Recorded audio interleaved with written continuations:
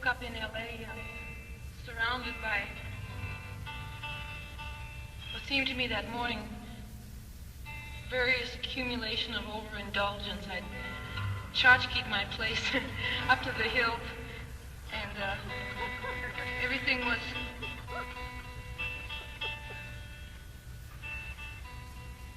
I think I'd been reading, Gibran or one of those, light-hearted philosophers. And, all those things ring true. All you have to do is, get yourself in, the point of view that the cat had when he was writing it, and it makes perfect sense, It's like if you're really lonely and isolated and you read Nietzsche, it's just, But as soon as you start feeling like you like somebody, it lacks a lot of warmth.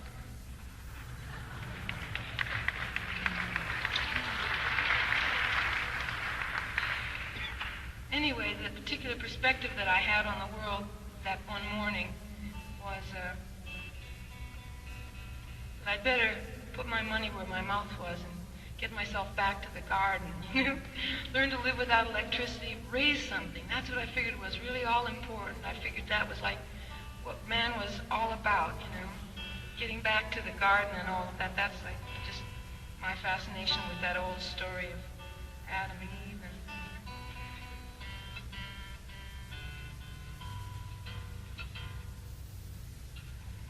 I figured I could kind of redeem myself if I moved up to the wilderness and planted a row of carrots or a row of lettuce or kept an artichoke in a terrarium or something.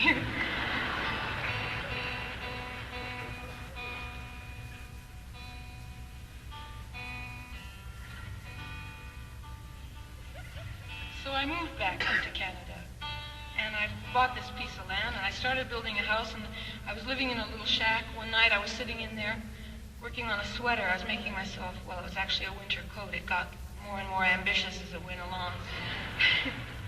And feeling guilty because I hadn't carded and spun the wool myself, raised the sheep. All of a sudden I heard this sound outside the door. It sounded like applause way off in the distance, and I went outside on the front steps and took a bow. No, I went out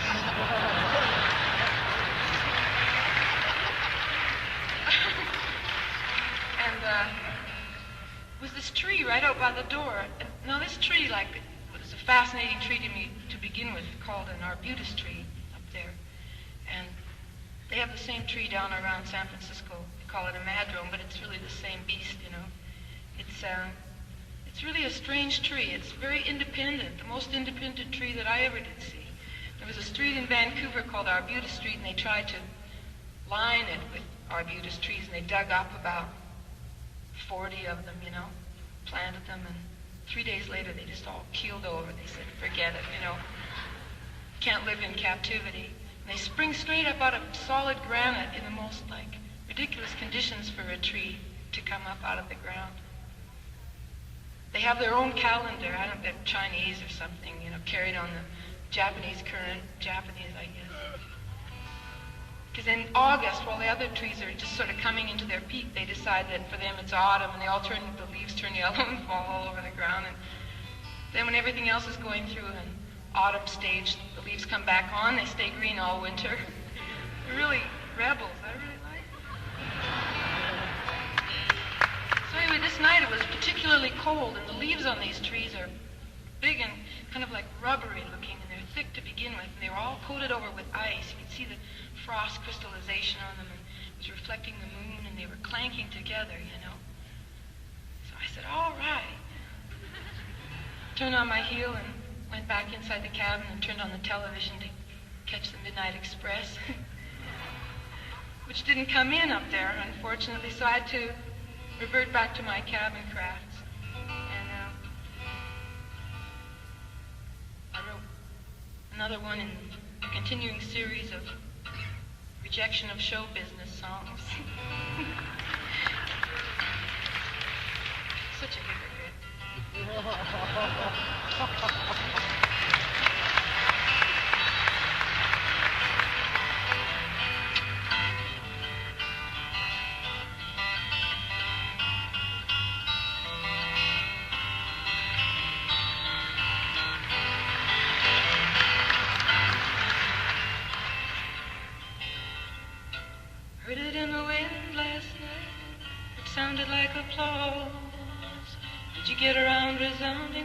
way, way up here. It seems like many dim years ago since I heard that face to face myself, or seen you face to face, though tonight I can feel you here. I get these notes on lilac sprays and butterflies from girls who just have to tell me that they saw you somewhere.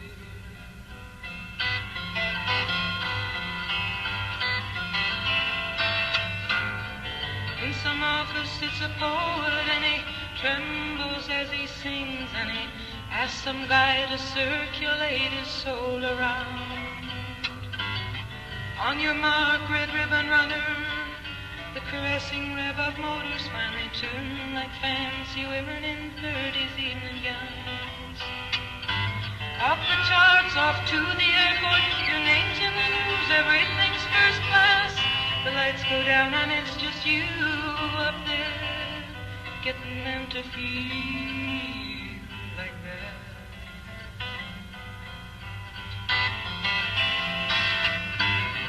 Remember when you used to sit and make up your terms for love and pour your simple sorrow to the sound bowl and your knee? Now you're seen on giant screens and at parties for the press and for people who have slices of you from the company. They toss around your latest golden age speculation, well, who's to know if the next one in the nest will glitter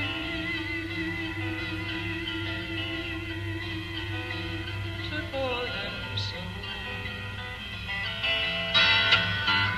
I guess I seem ungrateful with my teeth sunk in the hand that brings me these things I really can't give up just yet.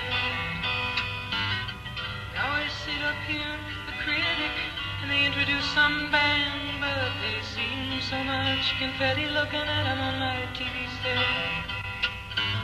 Oh, the power and the glory is when you're given that taste for worship. They start bringing out the hammers and the bows and the nails.